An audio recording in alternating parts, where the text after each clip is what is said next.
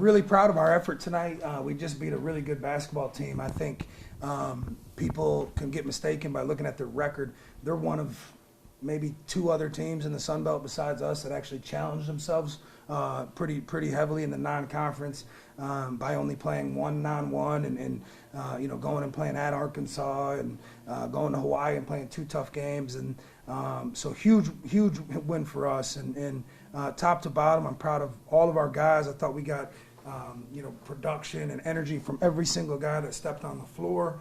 I think we're getting better. We top to bottom, I think this group is growing and learning and reaping the benefits. You're going to hear me talk about it time and time again, reaping the benefits of that non-conference that we played. And those games prepared us for this. And then again, I want to thank our fans. This was a great crowd. The energy, the atmosphere was unbelievable. I know it means the world to me and everybody in this program and our guys especially. So thanks to the fans. Man, these guys played a heck of a basketball game tonight.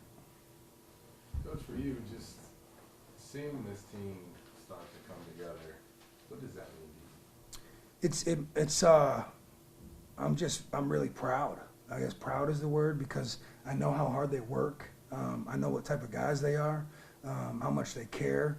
I say this, I feel like every press conference, but man, I threw them to the wolves when we got here. We go play on the road at some of the best programs in the country, and they trusted the process. It's easy in that process to get down. You got a losing record, and we've dropped games, and we've got injuries, and they never wavered. And that's what's special about these guys. I told them before the game, it's one of my favorite groups I've ever been around because the love that they have for one another and how much they care about each other. We don't deal with any selfishness at all. I mean, it's unbelievable. I've coached some really good teams and some really good young men and great players, but you always have the guys that want to be on the floor a little bit more, and we don't deal with that. I mean, it's next man up, and they're clapping and they're proud of them, and teams that are like that tend to be successful. With Avery Faust, it's not like it's a secret that he's a good shooter, but these past 3 games where he's been on this specific heater, has anything been different there? What has led to that incredible shooting? Yeah, it's two-part. Avery's an unbelievable shooter. He works on his game. I mean, the guy gets shots every single day. He's got a really high basketball IQ, and then he's also got a phenomenal point guard. You got a guy that's got 10 assists, 1 turnover tonight. What do you have the other night? 8 assists. I tell the guys, like I told him after the game, if you ever come in and complain that you're not getting the ball, I'm going to look at you like you're crazy and tell you to get out of the locker room. Because if you're open, Caleb's going to get it to you. We went and studied some stuff over the break. My staff and I, some stuff that the Warriors do for Steph Curry to get Steph open. Obviously, it's no secret that Steph and Clay are 2 of the best shooters in the NBA, and they're still getting good looks up. And so we inserted some things there, but it's really just a testament to them, to the guys. The guys are making the one more passes to Avery. Caleb gets him the ball in his spots, and Avery shoots the ball with confidence. And that's why I tell Avery, like, you got to shoot it. I mean, you got to just shoot it. I think he passed up a lot early in the season because he wasn't used to playing at this tempo and taking that many. And in past years, that might have been considered a bad shot. Well, I mean, you got a guy that shoots the ball like that. There's not many bad shots with him. And so now he knows that the whole team wants him to shoot the basketball. Dyondre, kind of the ebb and flow of the game, y'all had a great run to start it, and then they closed the gap right before half. What would you say enabled y'all to get the momentum back in the second half and open separation again? We just got to do a better job of closing out the half, I believe. I feel like we let foot off the gas a little bit to end the half. But our emphasis was just coming back and playing harder than them, winning the first 4 minutes battle.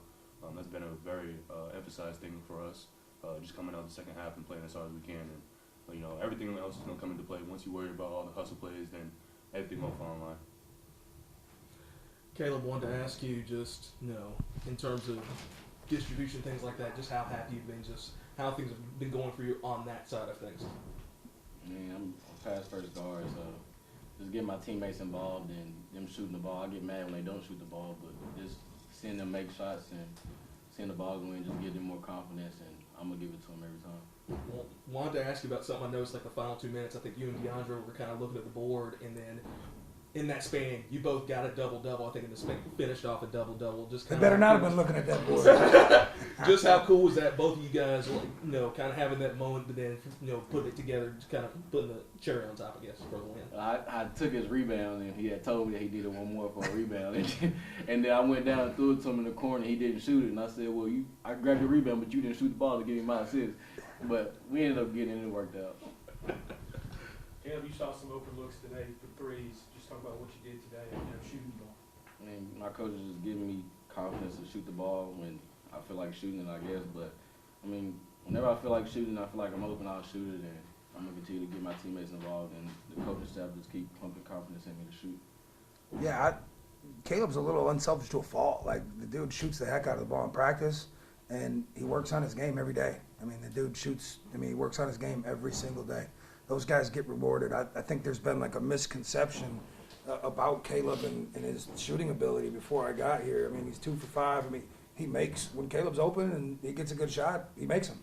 And everybody in here believes that and knows that and extremely confident in that. He's just super unselfish. So, he it's the good, better, best. Good shot, make one more pass, better shot, make one more pass, and you got the best shot. And I think that's what's been really good about this team. How happy have you just been with the 3-point defense? I know that was something you kind of stressed going into this week. I'm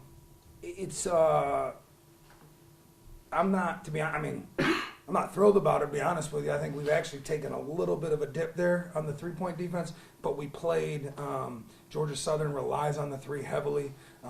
So to me, I thought we did a decent job against Georgia Southern. Tonight, again, they shot 40% from 3. I don't love that. But those 2 guards, Alette and Jenkins, are 2 of the most individually talented offensive guards in the league.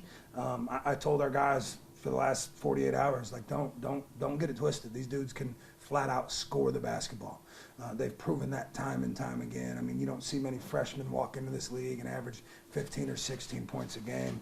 Vashawn Alette, I've known him for a long time, Canadian kid that I recruited actually at Alabama, he 28 tonight. And he took 26 shots. And, I mean, if you would have told me he took 26 and then didn't show me how many points he had, I would have thought he would have had more than 28, because I felt like every time he took one, he made it. But the biggest thing was, I felt like when they made one, sometimes in the past, we've allowed compound mistakes, and tonight they'd make a tough one, and we'd come back and guard them even harder. And so in that second half, after they made their initial run, I thought every time they tried to make a run, we weathered the storm, and we bounced back, and that's the growth that I was looking for. Who got the hard hat in this one today? Yeah, that's a great question. This one's special to me. I think I've been very vocal about what this young man's been through, and how mentally tough he is. Taryn Todd won the hard hat tonight, very, very deservingly. We won by 15, and Taryn Todd was a plus 33 in 27 minutes and 19 seconds. That's not easy to do. Plus 33 in a game you win by 15 in 27 minutes. He had we look at, we're big on analytics, I've told you. I don't know Drew's password, but Taryn, I believe, was a .78. That was his defensive leverage. That's elite. And I thought Terrence had maybe the best week and a half of practice. And again, when you do that, you're going to play well. So plus 33, he had 4 steals, multiple deflections, and last game it was his offense. Tonight it was his defense, and that was big.